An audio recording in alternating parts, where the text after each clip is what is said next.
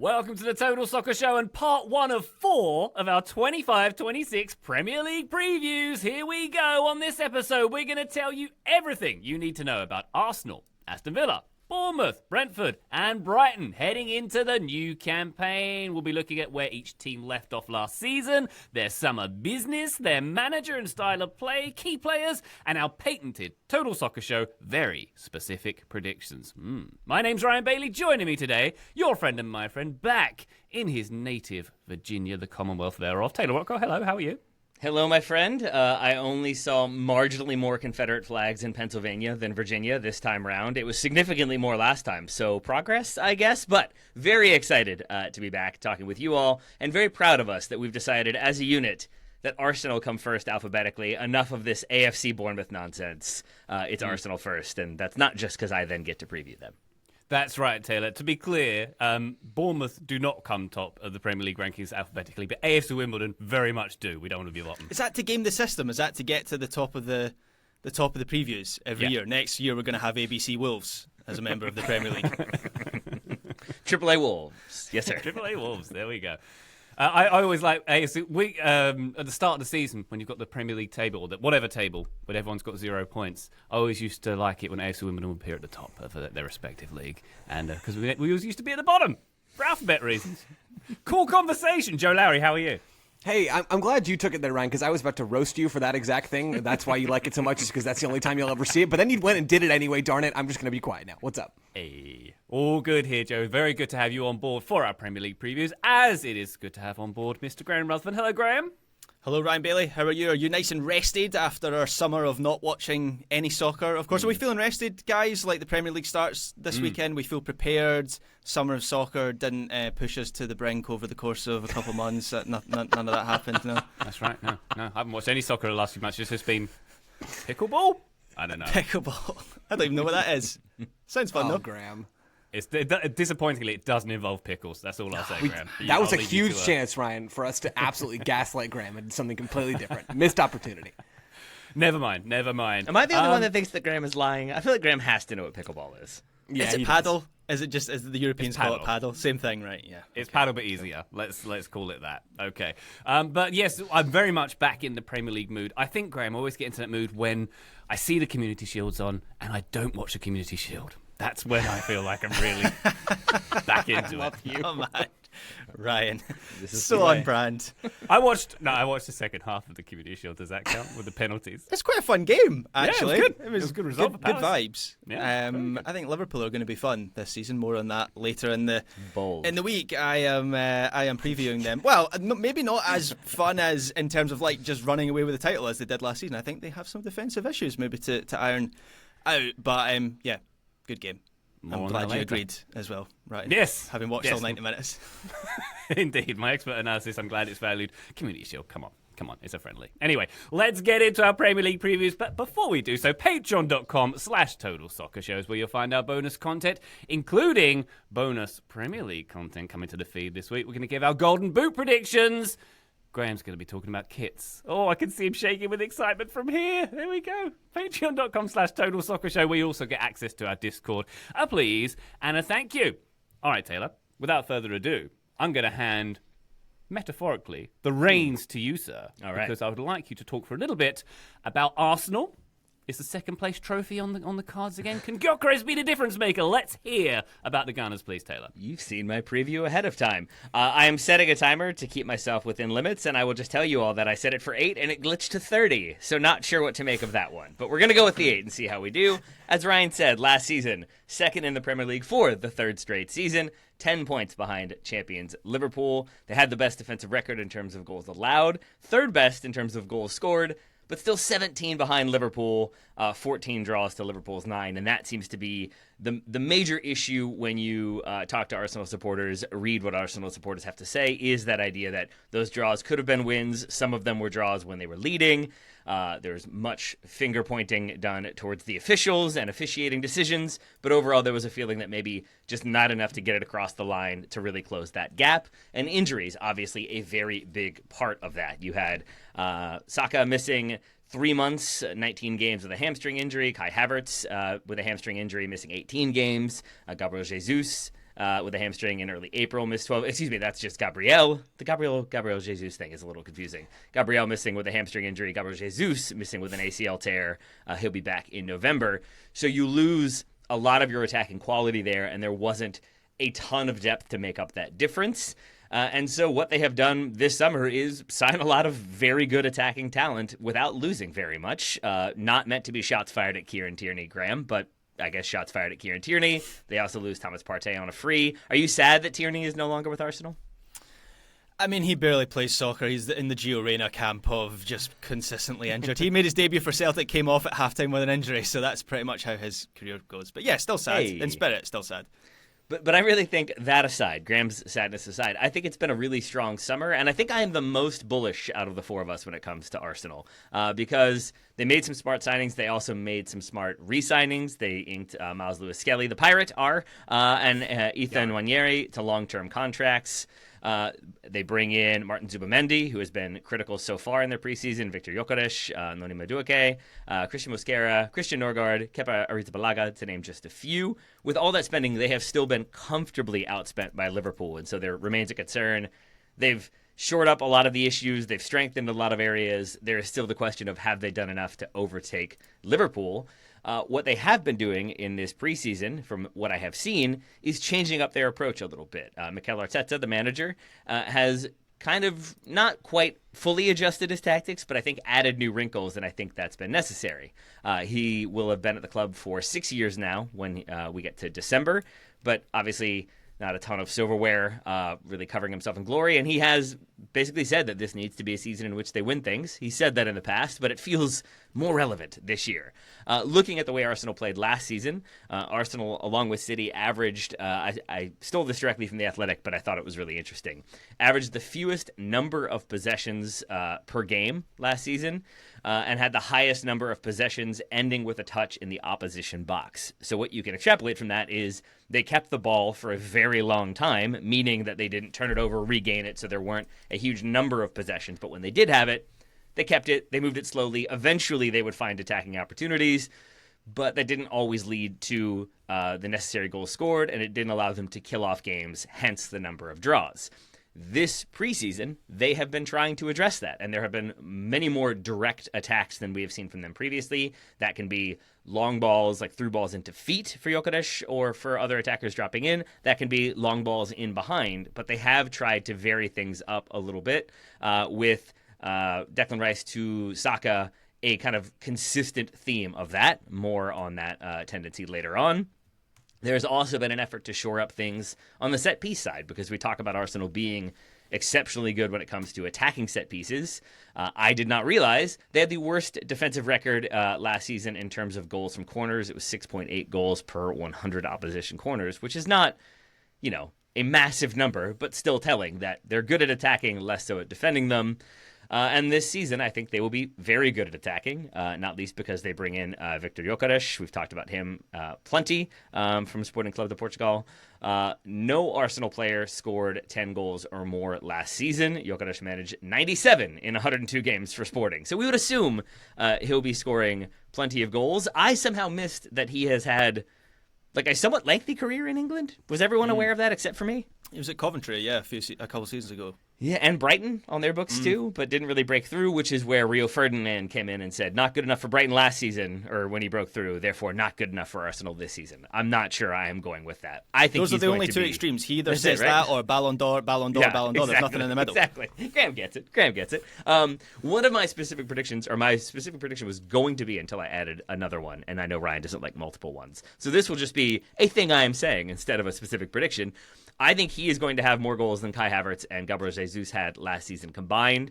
Havertz had 9, Jesus had 3. That would be 12 goals. I think, given that nobody scored more than or 10 or more last season for Arsenal, I think Gyökeres will do that. And I think it will be somewhat comfortable. I think he has already proven that he can be the kind of fox in the box that they occasionally need, but also can do the more Arsenal technical, tactical, possession-oriented thing when need be. And so he kind of gives them different looks, but also in having him in there, he gives them different personnel looks, where if he then sits, they can bring in a false 9, and that can be a little bit more unexpected. It can just give them variety that I think they didn't have, but also a necessary bluntness that they didn't have last season. And I think that will make players like Martin Odegaard have better years. He had a bit of a downturn statistically and just in terms of the eye test as well last year. But I think the midfield addition of Zubimendi, some of the attacking strength that they brought in, and then some of the existing attacking strength with Saka back in there, I think it's going to be a strong season for Odegaard again, paired up with Declan Rice as the kind of more attack-oriented central midfielders with Zubimendi behind. I think that gives Arsenal so many different options and so much quality in possession. And I think Declan Rice especially has already been sort of adjusting his game from an Arsenal perspective, less so from his career perspective, which gets to my specific prediction. We have seen him in the preseason going more direct and being kind of critical in playing more direct. And so I think, as a specific prediction, Rice will attempt and complete more long balls than in any of his prior Arsenal seasons. He was 117 for 240 last year, 137 for 210 the year before that. But if you go back to his West Ham days, he's attempting like 300 long balls pretty regularly, which is not surprising given West Ham's style of play. Yeah. But I think that doesn't mean they're just going to be long ball merchants, but I think he is the one who will kind of be the trigger for turning and trying to find space in behind, trying to kind of launch some of those attacks, and I think he is more than capable of doing it. So I think it's going to be a strong season for Arsenal. I genuinely don't know if they have enough to overtake Liverpool, who I think most people would say is the favorite to retain the Premier League title. But I think Arsenal are in an even better position than they've been in seasons past when there was a lot of enthusiasm around them. And one little bonus thing, I think heading into the first game of the season, which is against Manchester United, I think that game is going to be really chaotic. And I think there are going to be goals. I hope I haven't just doomed us to a 0-0. But I think it's a sign that Arsenal are evolving, will try to kind of spring some attacks, will turn the ball over maybe more often than they did last season. I think that kind of suits Manchester United under Emery. And so I think it will be like maybe a 3-2, maybe just 2-1. But I think there's going to be goals in this game, and I think it would be easy for Arsenal supporters to come away thinking, this doesn't look better. This doesn't look like the consistency and stability we wanted. But I think if you see it as, there's the timer, as them evolving their approach and trying to do new things, okay, I think it will be for the better if this game is chaotic. So that is Arsenal in a nutshell with Declan Rice spraying some long balls.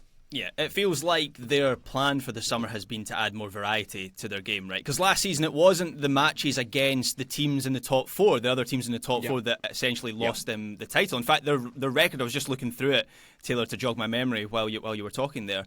They didn't lose to another team in the top four last season. They had that game against Man City where they absolutely smashed them 5-1.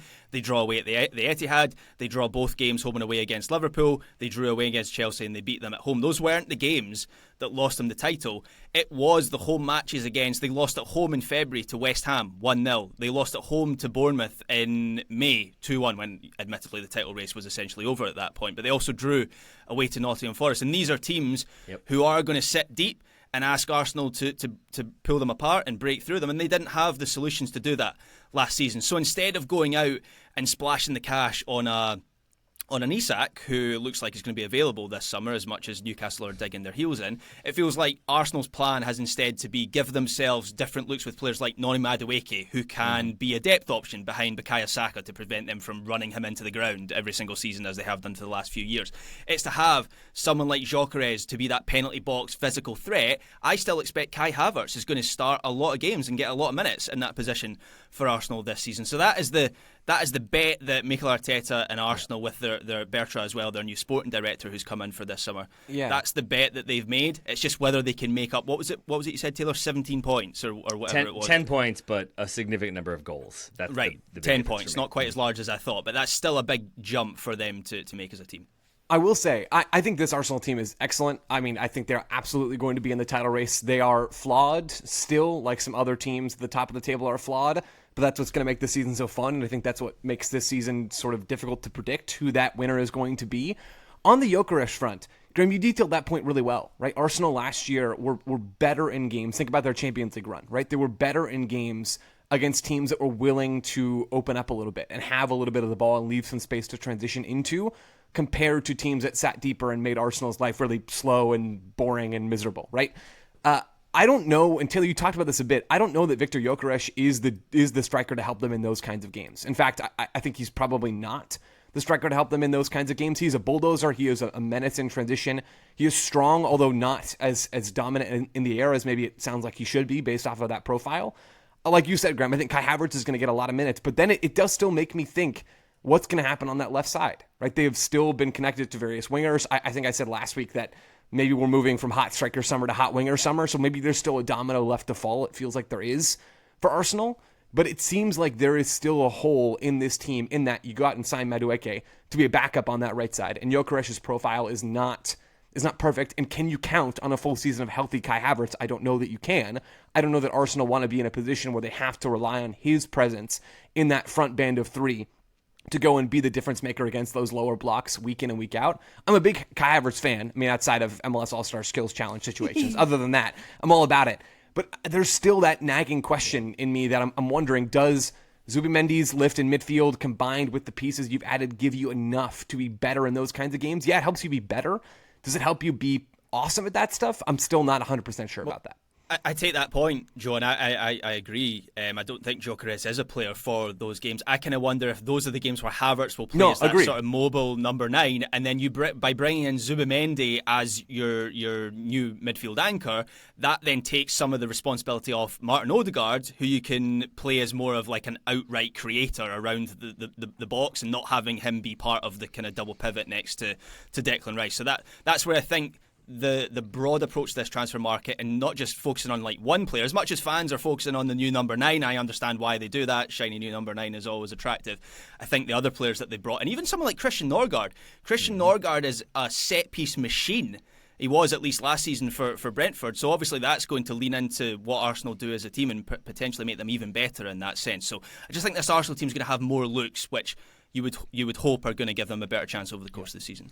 One last thing with everything that's been said, should have noted, Arteta came out, I think, this weekend and noted that he doesn't plan for them to be done in the transfer window, so there may be one or two more signings, but has said that it's kind of dependent on sales, and they have not sold very much so far in the window. So I don't really know who that would be that they could move out the door to make way for a big move, like, say, an Eze from Crystal Palace, but given Crystal Palace's limitations and the fact that they've now said publicly they're going to sell Mark Gay, I think they're going to want to hold on to Eze, so I feel like that will be a premium. So I'm not sure how much more strengthening Arsenal will do, but that is something they've said they're willing to do with the right sales. Excellent stuff. Thank you very much, Taylor and gang, for our preview of Arsenal Football Club. We're going to take a quick break. When we come back, we're going to talk about Aston Villa. Join us then. Total Soccer Show, welcome back to our Premier League previews. I'm going to grab the mic for a little bit to tell you about Aston Villa. Graham, you might be aware, as a UK resident, that Birmingham has a trash strike at the moment. It's had a trash strike since March for 6 months. Just piling up on the streets. It looks like New York City and Birmingham right now. Unbelievable. They need Homer Simpson and Sanitation Commissioner. They do need Homer Simpson and Sanitation. Yeah. Can't someone else do it? Garbage man can.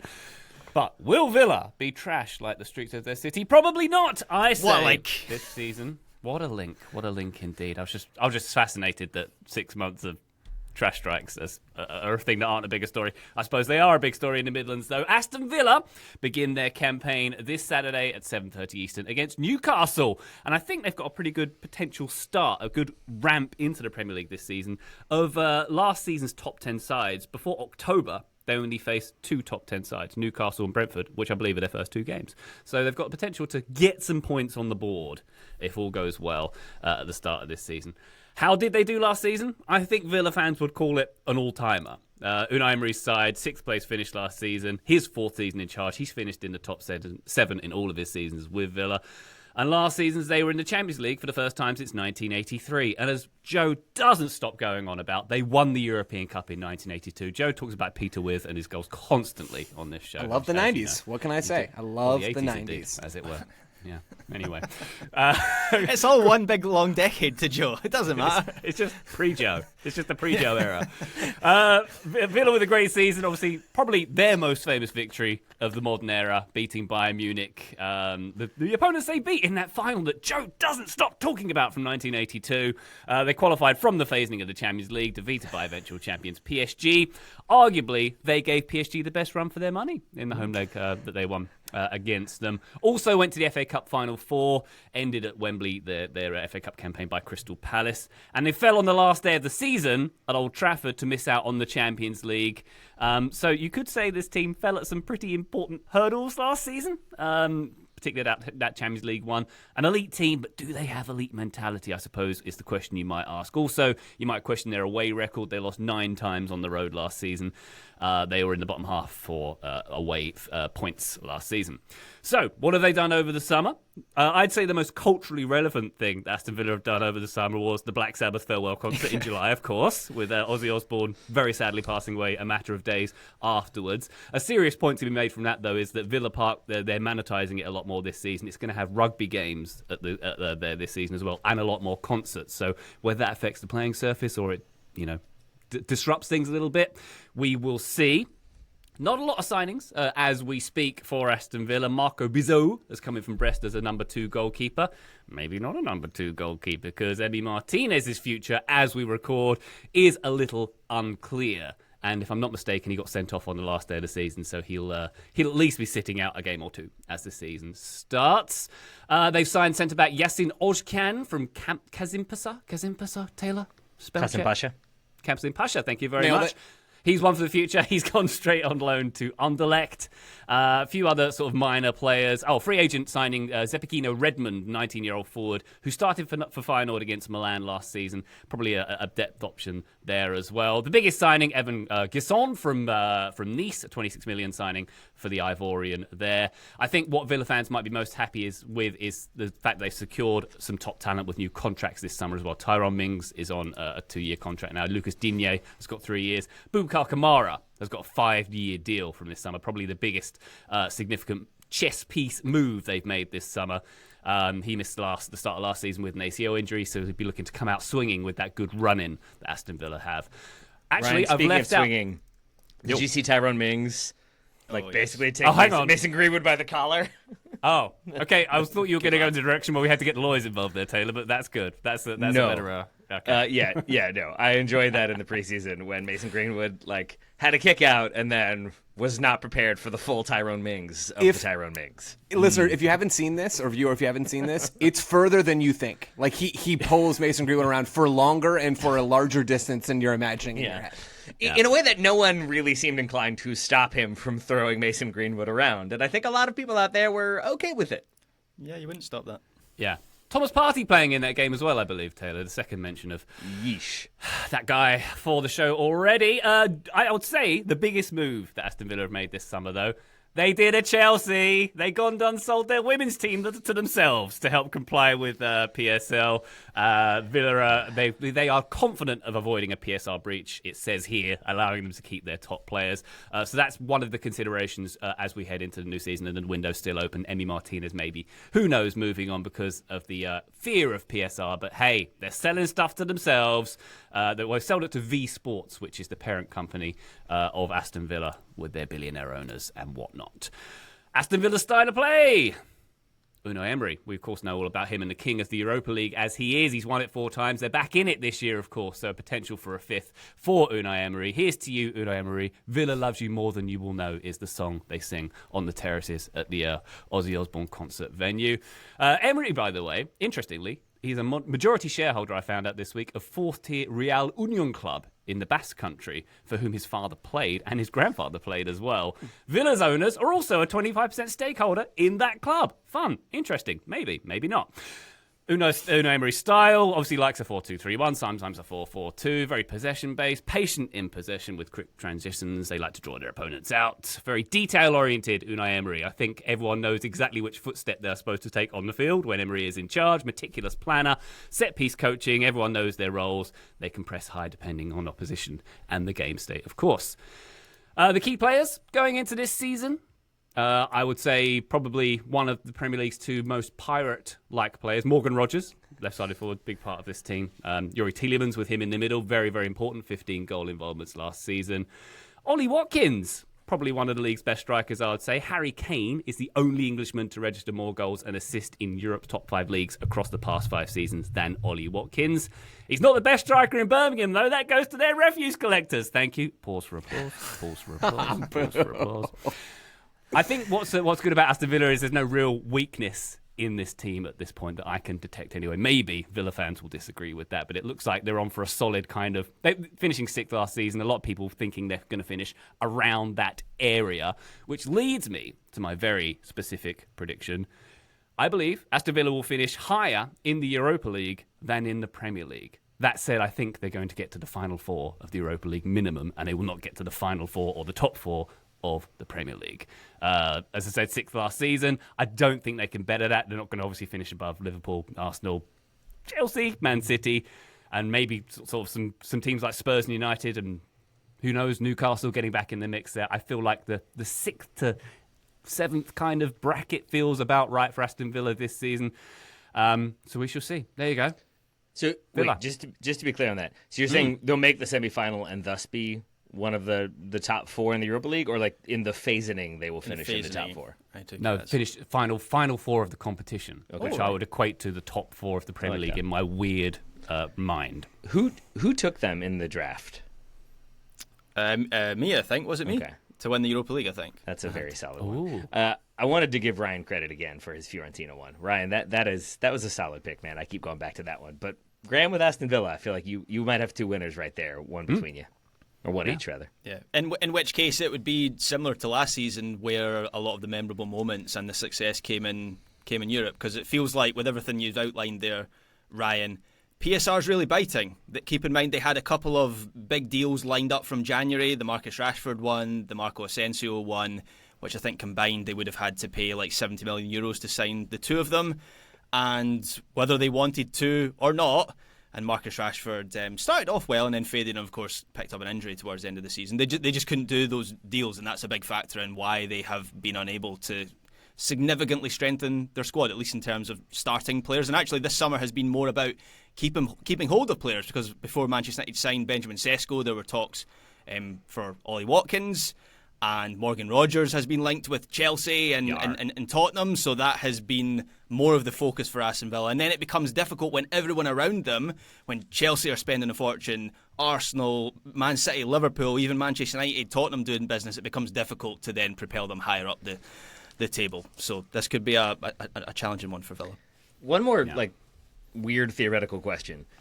Like, if you're a Villa supporter, how excited do you think you are for the Europa League? Because it does feel like in a standard season, you'd be excited to be in Europe. There's a feeling that with Unai Emery there, you've got the talent, you could make a run, you could make the final, you could win the whole thing. And I don't think that was ever really a feeling with them in the Champions League. But as Ryan has already outlined, they made the run they did. They had so many high moments. It wasn't like they were just knocked out in the phasing and were sort of out of their depth. So it's a weird one where I feel like they should be really excited to be sort of the big fish or one of the big fish. But at the same time, given the way the Champions League went last season, I wonder if there would be a little bit of less enthusiasm than there would have been otherwise. Yeah, I think they'll be in a Thursday night huff for a few months of the season, and then by the time they make the latter rounds and it becomes they can plot their way through the competition to potentially winning, I think there will be some momentous nights at Villa Park this season. Thursday night huff is a good band name, I'll say that. But also, I think that Bayern Munich game was like, that's the one they'll tell their kids about, I think, frankly. Yeah. So to come from that to this season, Taylor, I think you might be right. There might be a drop-off, because how do you get better than that? That thought was born of my probably freezing cold take of, is there a chance that Villa are happier to be in the Europa League than they were in the Champions League? And I think the answer is no. But still, should be excited, because I think they should be expecting a run, as Ryan has already outlined. Otherwise, Ryan doesn't get any prediction points. Okay, we'll see. All right, very good. Joe, would you like to tell us all about Bournemouth and their fourth consecutive top flight season? I'm presuming they're kind of aiming for top half consistency this year. What do we think? I think that would be a great outcome for Bournemouth. Bournemouth, I love that I got them in the luck of the draw here, because they were one of the stories of last season. They were one of my favorite stories, certainly, of the Premier League season last year. They finished 9th in the table last season, equaling their best ever finish in the top flight, 56 points, which was their record tally in the top flight. Such an impressive season in their second season under Andoni Iraola.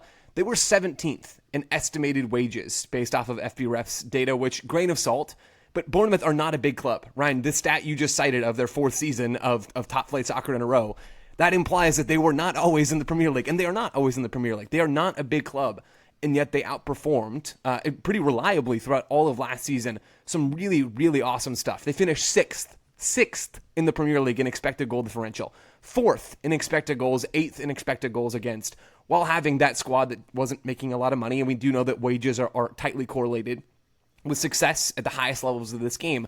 They did it with a low-paid squad and the 4th youngest squad in the league based off of average age weighted by minutes played, according to FBref, 25.1 years. So the 4th youngest squad. They had this 11-game unbeaten stretch in the league from November 30th to January 25th. So much fun. They fell off in the last 3 months of the season. They won just 4 of their last 15 in the league. But still, so much credit to Bournemouth for what they did last season. Standouts last year, 3 double-digit scorers in Justin Kluivert, Antoine Semenyo, and Evan Nielsen. They were anchored by 2 really impressive young center backs in Dean Howson and Ukrainian Ilya Zabarny. They cannot also forget Tyler Adams in here because Taylor's here with us. He played 2,000 minutes for them last year despite injury struggles. The TLDR in last season, it was an incredible success for a very young Bournemouth team who blossomed beyond expectations. Now, what have they done over the summer? They have lost a lot of key pieces, and that is the plight of being a very good young team on a budget. They've lost Dean Howson, or rather they helped him move to Real Madrid for 62 million euros. Couple that now with Ilya Zabarny, who's headed to PSG. That seems almost all but done. He is set to have his medical in Paris this week before a 63 million euro move to PSG.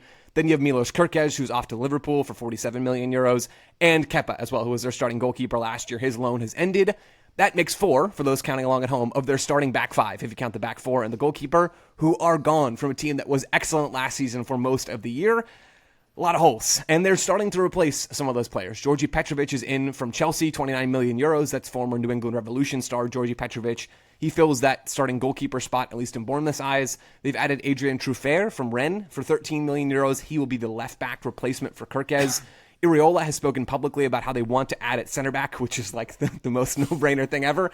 They've reportedly, though, reached an agreement to sign Lille center back Bafode Diakite, 24-year-old, 35 million euro fee. That is the second biggest fee in Bournemouth history, behind Evan Nielsen. There could be some more movement at center back and also in the wide areas. Reportedly interested in Leverkusen's Amin Adli, while Brentford are interested in Bournemouth's Dango Ouattara. So that's something to watch on that front. Maybe an in, maybe an out coming in the wide areas. Manager, Andoni Iriola, widely regarded as one of the top up-and-coming coaches in the game. 43-year-old Basque manager. I don't know if he's got any stock in some 4th division team. I think he needs to get on Unai Emery's level, frankly. But he played for Athletic Club, had a cup of coffee at NYCFC before transitioning into coaching. He's got a really interesting coaching career. Started off some in Cyprus, then in Spain, then makes his way to Rayo Vallecano in Spain, then is hired by Bournemouth ahead of the 23-24 Premier League season. He's been there for 2 seasons now, finished 12th in the first year, 9th last year. Upward trajectory, we will see. Some other fun, or maybe not, as Ryan said, Andoni Iriola facts. He loves the book Dracula, and he also dropped this banger of a line on the influence of managers last season, quote, "The game is for the players. Coaches are just the assistants. Coaches cannot pretend to control the game. Luckily for the game." I love this man with my whole heart. Style of play. You're never going to leave that quote out of your Absolutely preview. not. 0% chance. Bournemouth don't dominate the ball, which should track based on all the things I said about them. They don't spend a lot of money on salaries, and they don't have top-end talent. Also, they're not a big club. They attack very quickly. They were second last year in the Premier League in long pass attempts, second in the league in crosses. They defend very aggressively, and that's where they made a lot of their money last year. 7th most tackles in the final third, surrounded by, really, in that top 7, all of the big clubs, along with Brentford and Brighton, right around them in the top half of that ranking.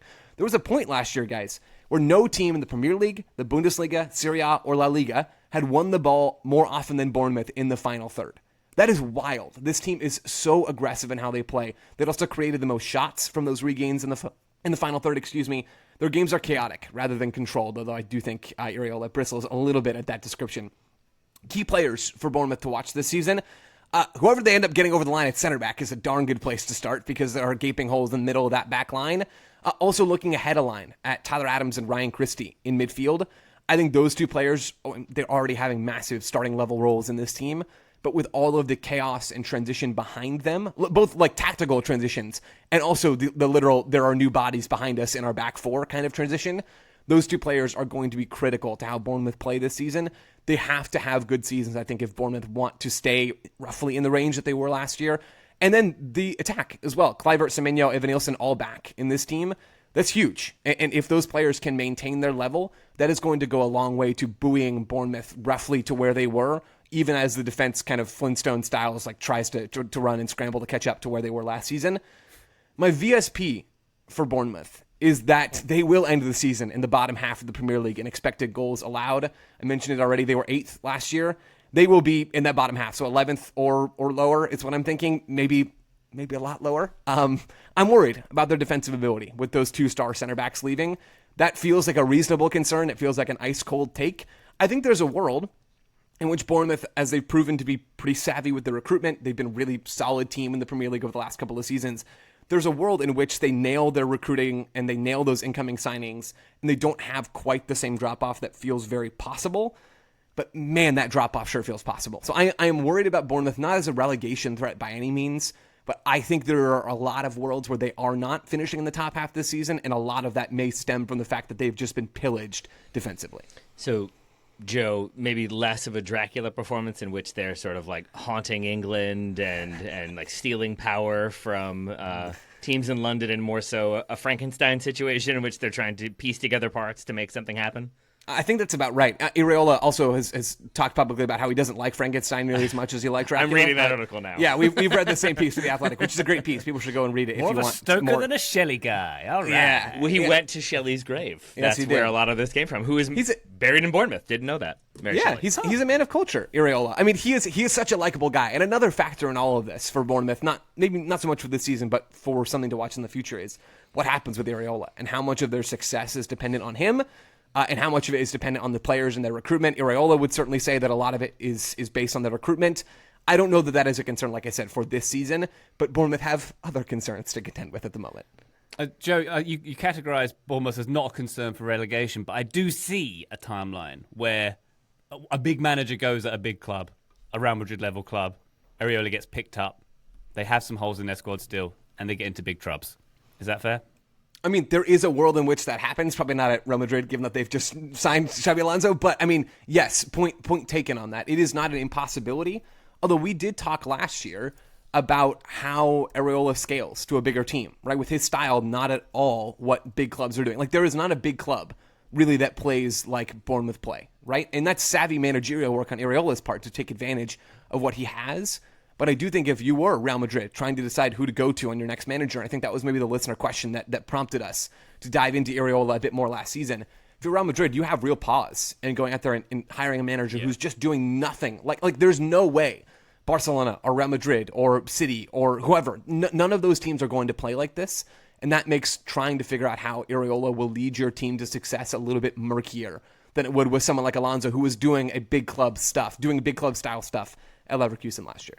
Yeah, I totally agree, Joe, that his style maybe doesn't translate into these teams. That doesn't necessarily mean that one of those teams is not going to go and get them. We've seen that sort of thing before. And I think this season is going to be a little bit of a...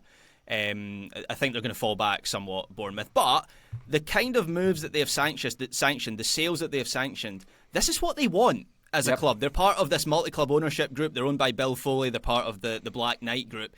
And within that... Best named MCO on the market, by the way. I mean, Black Knight, just top tier stuff. Keep going, Greg. Yeah, there's not much competition out there, really. It's City Football Group. It kind of pales in comparison. Yeah, that's a bit boring. Black Knight sounds good. And they regularly speak about how Bournemouth want to be this platform. And you look at the players they've sold... Number one, for the money they've sold, like their wallet is busting this summer. They're surely going to spend some of it. Number two, where they have sent those players to. Kepa has gone. I know he was alone, but he's went to Arsenal. Milos Kerkez, that's a better example. He's gone to Liverpool. Dean Huijsen, he's gone to Real Madrid. Zabani, Anthony, he's gone Burnley. to PSG. Yeah, no, that's not quite. I was getting there, Taylor. I was getting there. But this is what Bournemouth want to do. Even their sporting director, Richard Hughes, has gone to Liverpool. So they are sending people to the best clubs around the world. Yeah. It's now the difficult part where they need to renew and they need to make the cycle go round again, and that's going to be tough. It's a strange situation, one we've talked about many, many times, that like any one of the like three dominant clubs in Portugal would probably like really do well to have Iraola as a manager and enjoy that sort of like developing talent, helping kind of send through talent, selling them on, but then still being very competitive, but probably can't afford to pay him what Bournemouth pay him, even with Bournemouth like financial restrictions. So like if I'm Bournemouth or a Bournemouth supporter, I'm more concerned about like Nottingham Forest having a slow start than I am Sporting Club de Portugal coming in for him, as strange as that might be. All right. Very good. Thank you very much, Joe Lowry, for your Bournemouth summary. One more quick break. When we come back, it's Brentford and Brighton's turn. Join us then. Total Soccer Show, welcome back to our Premier League preview, part 1 of 4. We've reached Brentford. And Graham Ruthven's going to tell us all about them. Brentford finished 10th last season, but with no more Mbuemo, will they be bueno? And without Frank, will they have an unfortunate stank? Oh man, I did not care much for those puns. Hey guys, I just remembered. Right. I've got a thing that I have to go do that's specifically not where Ryan is, so I'm going to go do that thing. Actually, you've just jogged my memory, Joe. I do as well. Sorry. See you Gotcha.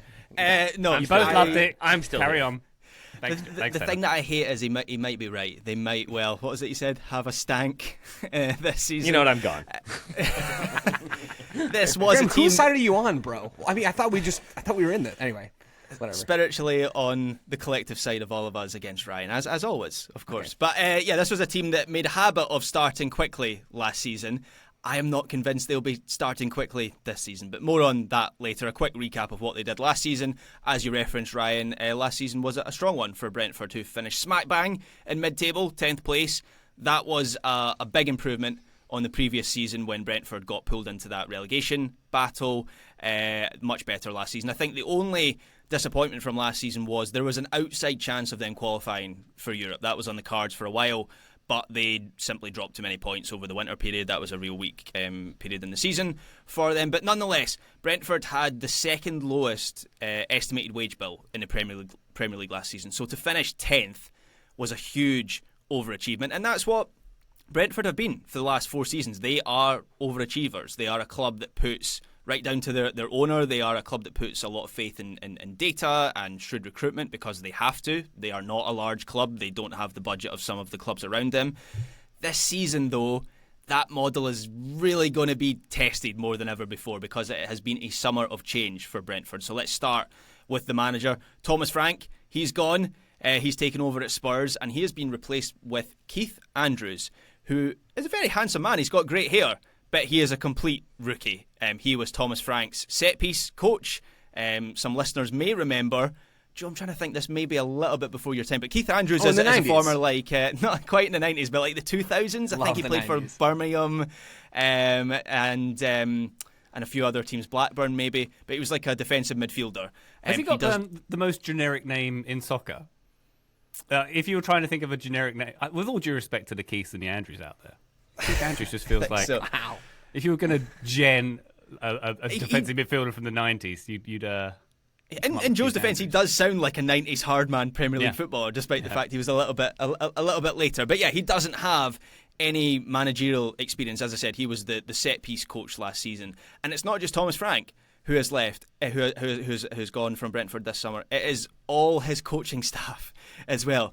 Justin Cochran, not Chris one of them. Haslam, Joe Newton. Keith Andrews is still there. Keith Andrews is still there. The set-piece coach, of course, the one who had the most influence on the tactics and general overview of that team, he stayed and he's now been made the manager. So all of those coaches that I just rang off there, they have all gone to Spurs. So Andrews, who has no management experience, he's stepped up. Brentford apparently also spoke to Kieran McKenna. There was that rumour which was quickly shot down, but there was a rumour about Pochettino for a couple of days. Andrews was promoted from within in the end, and that feels very much on brand for Brentford to do that sort of thing. The squad has completely changed as well. So Brian Mbuemo, he is gone. He was Brentford's top scorer last season. Their second top scorer, Yohan Wissa, is also expected to leave before the end of the window. Their captain, Christian Norgard, has gone to Arsenal. Their starting goalkeeper, Mark Flecken, has gone to Leverkusen, and Ben Mee, a starting centre-back, has also left as well. And as if all that wasn't enough, Matthew Benham, who is the owner of Brentford, has also sold 25% of his ownership stake to new investors who are now sitting on the board and having a say on how this club is run. So it is a very different team and a very different club this season. There has been some incoming signings. 34-year-old Jordan Henderson, fresh from not being very good from Ajax and being past it for England, has arrived to replace Norgard in central midfield. Kevin Kelleher has come in from Liverpool to be the new number one goalkeeper, which I feel a lot better about that signing than I do about the Henderson one. I think he is a very good replacement for Flecken, if you ask me. They have spent €20 million to sign Anthony Malambo from Feyenoord. He is an attacking midfielder, has good versatility, can play in a number of different positions, and has a decent goal threat. Will he wear number 5? Will he? No. Malambo number 5. Oh, goodness me. I'm definitely going this time. Sorry. I mean, that's for as quick as that was. That's pretty impressive. I got to give it up. That's nice. Do you blame me for not getting it first time though? No. Man, okay. So yeah, it's not beside the fact that you can make Lou Bega jokes on the signings that they've made. It's not a summer window that fills me with a huge amount of confidence. It has been low key in terms of players coming in. Manager So you already don't have a little bit of confidence in your life? These are now lyrics that are flying over my head. Welcome, Graham. It's At least comfy over here. the Mambo number 5 one. I could at least recall that one, but the others, not so sure. Moving on, Keith Andrews. He is the manager, as I mentioned. He's a rookie. Difficult to know what style of play he will favour. So, of course, under Frank, Brentford were known for their aggressive out-of-possession approach. They coupled that with having one of the quickest and most dangerous counter-attacks in the league. I would expect there to be a lot of overlap in Andrews' approach, because otherwise I just don't think Brentford would have hired him. I don't think they will want him to reinvent the wheel. So it will be a 4-4-1. That's how Andrews has set them up in pre-season. That can transition into a 4-2-3-1. They'll go to a 3 at the back with the 3-2-5. Damsgaard likes to play as the number 10 and behind Igor Thiago as the centre forward. They get the wide midfielders inside. They push the fullbacks high and wide to support the attack at pace. And they will... The way that Brentford play is sometimes they will have like a deep line of confrontation, but there are a lot of pressures in midfield to then win the ball back and move quickly into the attack, into open space. I think Michael Coyote is going to be key for Brentford this season. He joined on loan in January. And I kind of highlighted him as someone that I liked. He was at Fiorentina. He's now joined permanently, and I think he's had a few months to acclimatise to the Premier League, and I think he is now going to be more important for this Brentford team. He's an interesting player in that sometimes it doesn't look like he is in full control of his legs, but he is very, very mobile. He likes to get up and down. I liken him to someone like Jeremy Frimpong. He is a real attacking threat who wants to get into the final third. He sounds wily. Wily... Is that another Lou Bega? That was Taylor. That was Coyote Ugly. I'm sorry. Thank you. Graham, just carry on, Graham. Sorry, Graham. I'm not even sure what the references are at this point. Wile E. Coyote. All right, there we go. Coyote. Hey. So yeah, he's a real attacking threat, and then in midfield, it's also going to be a big season for Hendo, who still has to show he has the legs. First of all, to play in the Premier League. Second of all, to play the aggressive style that Brentford demand of their midfielders. Damsgaard, he was really important last season. He is the main creator. He's going to be really important this season again. And then Keane Lewis Potter, which is a great name, by the way. He had a good season last season, usually playing off the left. He is another creator, although he's an excellent all-rounder as well in terms of his off-ball work and his general play. The big question of this team is the attack, because they have to find a way to replace the goals of Mbeumo and probably Wissa as well. You're talking like 40 goals in the league. Igor Thiago will feel like a new signing. He suffered a bad injury on his Brentford debut last season. He only played 8 games last season, but he was a club record signing for £30 million. So you know how people say, like a new signing? I feel like this one is actually pretty justified in that he basically didn't play last season. He came with a big pedigree. They saw nothing of him. He is a real physical threat. He's an archetypal number 1.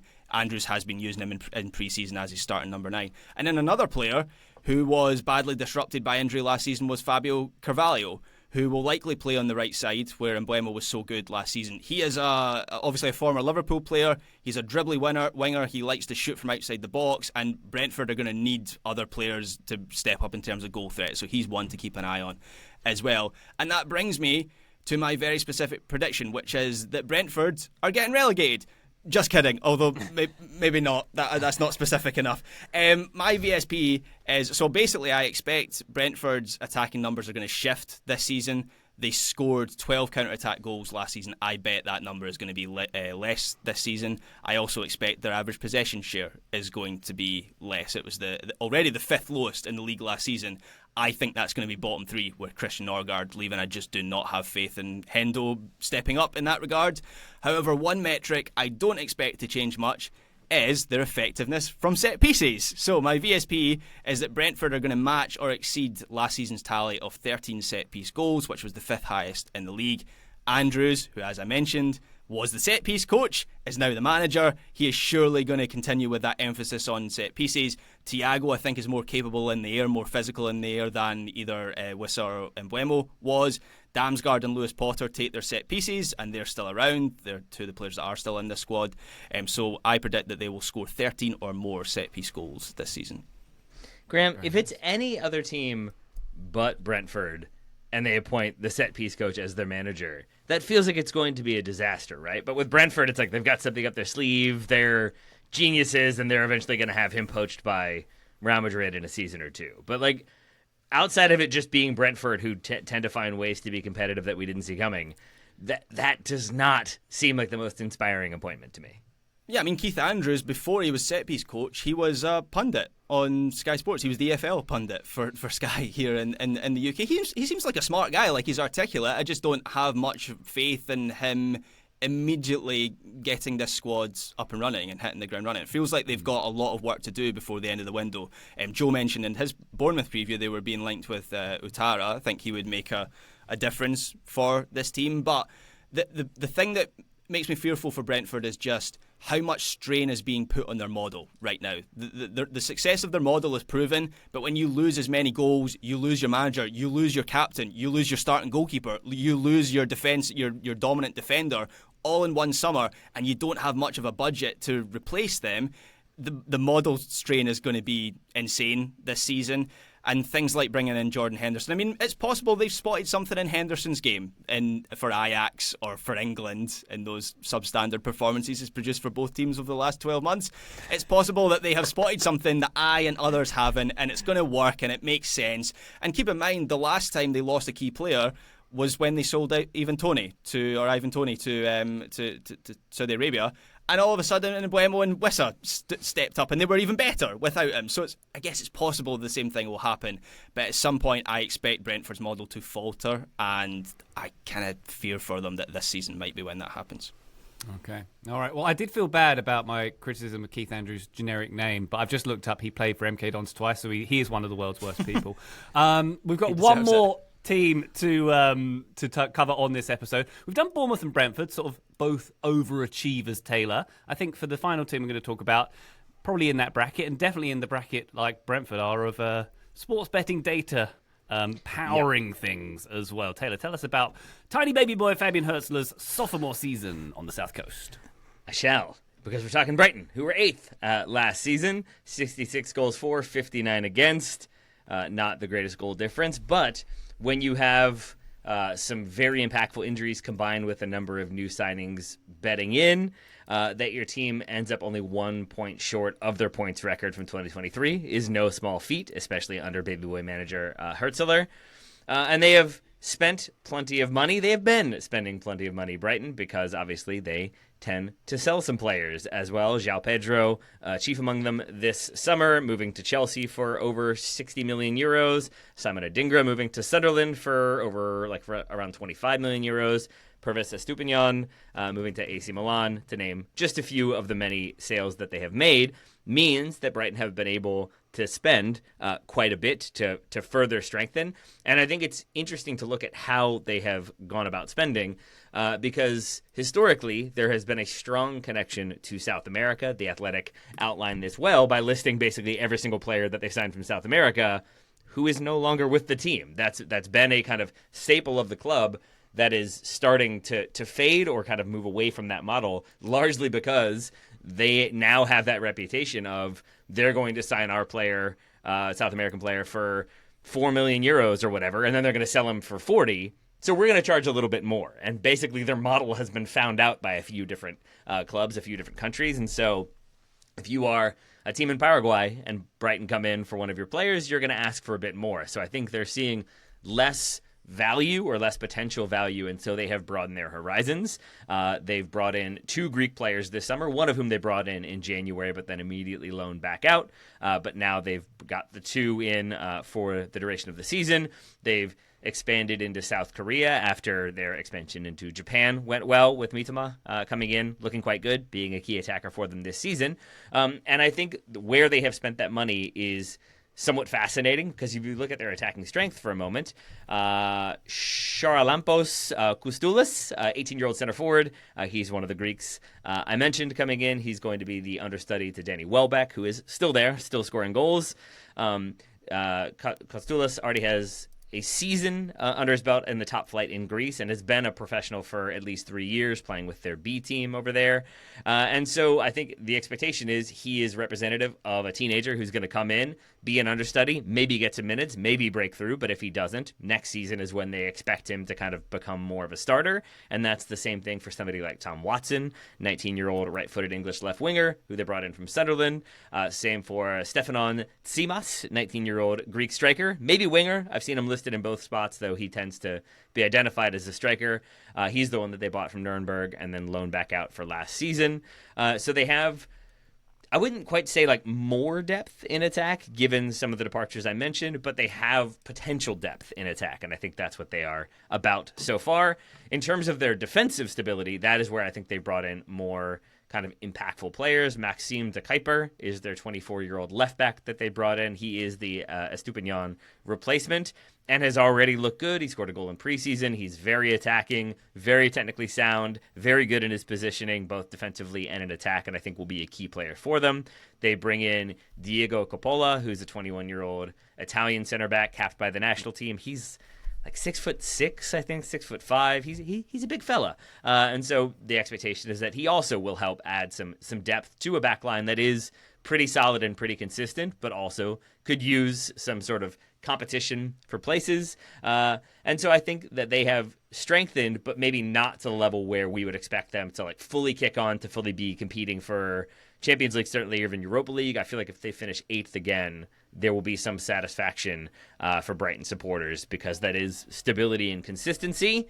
And that is also Fabian Hurtzler continuing to have an impact. The baby boy himself, now 32 years old, in his second season in charge, and a largely successful first season. Should be noted, he has very high demands for physicality, for training intensity, for distance covered, for pressing. And there is an idea that some of the injuries I mentioned from last season that limited Brighton's ability to kind of kick on to that next level are related to that intensity. If you look at their new signings from last window, you have Jorginho Rutter coming in. He misses 9 games with a foot injury. Yankuba Minta comes in. He misses a month with a muscle injury. Mats Wiefer misses 22 games. Brian Gruda misses a month with various injuries. Ferdi Kaliolu is out for basically the entire season. Matt O'Reilly misses 15 games due to ankle and knee injuries. Some of those are just sort of getting kicked, getting stepped on, the kind of physicality of the Premier League, but there is an idea that some of that is the number of games played, the expansion of the international calendar, the expansion of calendars in general. We haven't gone past 365, but in terms of the number of games played, just more minutes, more wear. But with a really intense manager, there is that concern of, like, is he wearing down some of these players? And that's not just newbies. Jan-Paul van Hecke missed 6 games. Jack Hinchelwood missed 20 games due to a broken foot. Again, how much of that is on training? How much of that is just wear and tear? Who knows? But it's an interesting one to look at when you're looking at Hurtzler, who I think also is just a really interesting manager himself, similar to some of what Graham was talking about with Brentford last season. There is a willingness to think outside of the box and try different things, exemplified by Brighton being the team that led the league last year in outfield players taking goal kicks, a stat that we all know is incredibly relevant to play, but is really interesting in terms of what they do with that and why they do it, which is basically to pull opposition defenses forward when they're trying to press and to make it harder for them to know whom to press and when, largely to open up space through the middle when they overcommit numbers to then kind of ping long balls into feet and hopefully spring attacks, and they did that quite effectively. So a small representation of the way Hurtzler tries to do things differently and tries to kind of catch teams unaware. Sometimes caught unaware is Brighton's goalkeeper, Bart Verbruggen. He's 22 years old. He was identified by CIES. Graham, you know them, right? You're familiar? Big fan? Oh, my favorite. Yeah. The observatory, right? Yeah. I've seen this statistic doing the rounds in like every single preview, but I have to mention it for my own. They have him identified as potentially the most expensive goalkeeper in the world, with an approximate price tag of £54 million, which is not a small figure for a player who tends to make costly mistakes, or not tends to, but occasionally is good for a howler, is maybe sometimes questionable in his positioning, and basically needs to improve his consistency to help Brighton be more competitive this season or stay competitive this season, but also just to kind of increase that valuation and kind of continue with the hype that has already been brought in by that valuation. Brighton bringing in goalkeeper coach Yel Ten Ruler, who apparently worked with Manchester United last year. Don't remember that. But he has previously worked with Verbruggen at NAC Breda and Anderlecht, or NAC Breda and Anderlecht. So there's basically an idea we're bringing in a coach who you have familiarity with to improve your consistency and reliability. Speaking of consistency and reliability, Lewis Dunk, the greatest chess passer the world has ever known, 33 years old, captain, 430 appearances for Brighton. He is in the final year of his deal. Expectation is that he will re-sign with the club and eventually move into some sort of coaching, staffing role. But long may he play for Brighton. Long may he continue to chess pass back to his goalkeeper. For people who haven't heard me praise him before or haven't seen those montages, you can find them online. He does it a lot. He's really good at it. Speaking of really good, Carlos Baleba, who at time of recording is still playing for Brighton, has not yet moved anywhere, and I honestly don't think will move anywhere this window. Famous last words. But he's a 21-year-old Cameroonian international, central midfielder, 31 starts last season, played 34 games. Strong numbers more or less across the board. Solid and progressive carries, in take-ons, in passes completed, in tackles, interceptions, blocks, aerial duels. He is very good at pretty much everything, which is why Manchester United are very much in for him. Other clubs have also inquired about his availability. Brighton have zero pressure to sell. Plenty of time left on his deal. There is less than a month left in the window. There's a feeling that they won't have time to find an obvious replacement. So essentially he is available, but it will take something in the neighborhood of what Chelsea paid for Moises Caicedo, which was around £115 million to get that deal across the line. I don't think Manchester United can make that happen unless they sell more of the bomb squad, and who knows if that's going to happen. So I think Baleba sticks around, and I think if he does go, that is a huge blow to Brighton, because they have potentially capable replacements in, say, Yassine Ayare, who's a 21-year-old central midfielder. In Joe, do you know who I'm a little bit hyped about? Oh, go on, please. Inter Miami's Diego Gomez, 22-year-old Paraguayan defensive midfielder, who is not quite a key player yet, but I think if Baleba goes or if there are injuries, I think we might see him get more minutes, and has been a reliable performer under Fabian Hurtzeler. I think will continue to be. Final thing for me, which gets to my specific prediction, is just the attack itself. Last season, they had joint top scorers, 3 players on 10 goals for Brighton last season, one of whom is João Pedro, who is no longer playing for the club. The others would be the aforementioned Cairo Mitoma as the left winger, and Danny Welbeck, who is between 33 and 45. I forget how old he is at this point. But we don't know if Danny Welbeck will be able to last the entirety of the season, and we don't know if any of the kind of teenagers I mentioned will break through. So there's a question about where the goals will come from and who will be doing the majority of the goal scoring, and I think it's going to be spread out, which is where my very specific prediction comes in. I think Brighton will have at least 5 players scoring 7 goals or more, which is an odd one, but I will break it down. As I said, 3 players had 10. Then 1 had 6 and 2 had 5 last season, and then it falls off significantly from there into like 2 goals and 3 goals here and there. It's a smattering, but I think that variety and the depth that they now have in terms of proven goal scorers, proven minutes getters, but then also youngsters coming through, could mean that, say, Welbeck, who I think will score 7 or more for sure, let's say he gets hurt. That could be Tsimas getting a start, even though he is very young. But if he kind of produces, then he'll continue to play. But if it's not him, we've seen Jan Kuba Mintze in preseason playing up top. We've seen Jorginho Rutter playing up top. And I think that if one goes up top, one goes out wide, someone else moves into the number 10 spot, and they just have so much variety in the different attacking positions, combined with players who are now fully fit after having missed large chunks of last season due to injury. I just think there's so much variety in the way Brighton will attack and the number of players they have at their disposal that I think it won't be any one player who I think is going to be the difference maker for them this season. I think it's going to be contributions from a lot of different players, and it should be noted Brighton scored, I think, the 4th most goals in the Premier League last season. So plenty of goals scored already from the season before. I think more this time round. I think they're going to be targeting 7th to 8th to 9th, maybe in that range, and then kind of putting together more consistency to have an even stronger squad that they then sell on for $100 million per player next window. But overall, there is optimism, if not some trepidation, from Brighton supporters for the coming campaign. Yeah, I think that's all very wise and a good shout, Taylor. I'm looking at someone like Matt O'Reilly, who last season I think he got injured on his debut for Brighton, on the list. Yes, and sir. just didn't feature really for Brighton. He's a cracking player, and so he's one of the players. What were your parameters? 7 goals from 5 different players. Yeah. Yeah. If Matt O'Reilly gets the minutes in, he'll score 7 goals, 7 Premier League goals, And has been starting in like the number 10 spot when they go with a 4-2-3-1 or a 4-3-3. Yeah. Yeah, so I think they are going to spread things around. It's a little bit confusing they've let Evan Ferguson go when there is now an opportunity for him, or you would have thought there was an opportunity for him to be like an orthodox number 9 within this team, but he's on loan at Roma.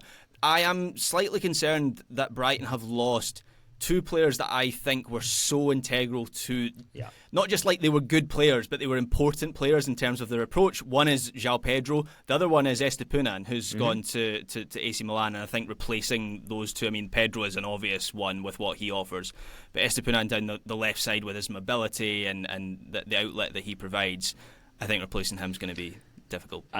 I would say, like, a sneaky shout. Maxime de Kuyper is probably going to be of lower value if you were playing fantasy this season, but I think is going to be very attacking. As I said, I think got a goal in preseason. I would be surprised if he doesn't get a good number of assists as well. So he is the one that I think they're looking to replace Estupiñán. We'll see if he does well. On the right side, they also have a lot of different potentialities, but we're not quite sure who exactly will be the starter for Brighton. They've got proven experience, they've got young up-and-comers, and then they have Kadiolu. Ferdi Kadiolu, I mentioned him, missing basically the entirety of the campaign, is a left-back, but is also like very right-footed as well, basically ambi-footed, and so could be a right-back option as well if De Kuyper does kind of lock down the left-back spot. So they have, again, depth. It's just kind of a little bit of uncertainty as to who the actual definite, like, nailed-in starter is going to be. But that might also be the case for most of the team this season. That might be just the way they go, Brighton, under Hurtzler. All right. Thank you very much, Taylor. I have a Fantasy Premier League draft happening tomorrow, and that has very much helped my drafting, I think, there, with the spread of goals you expect. Thank you very much indeed. There we go. That is part 1 of 4 of our Premier League previews this week. On the next episode, we'll be talking about Burnley, Chelsea, Crystal Palace, Everton, and Fulham. But for now, on this episode, Taylor Rocco, thank you again very much, sir. Is that a woof? A woof for me? I think it might be a woof. Those teams that you just listed. Woof. Yeah. There's woof. Yeah, there's woof potential. Woof potential. Woof adjacent, at the very least, I'd say. Yeah, very good. There we go. Joe Lowry, thank you very much, sir. Thanks, Ryan. Thank you very much, Graham Ruthven. Thank you, Ryan Bailey. And thank you, listener, for joining us on this here episode. We'll be back on the feed very shortly, but for now, bye!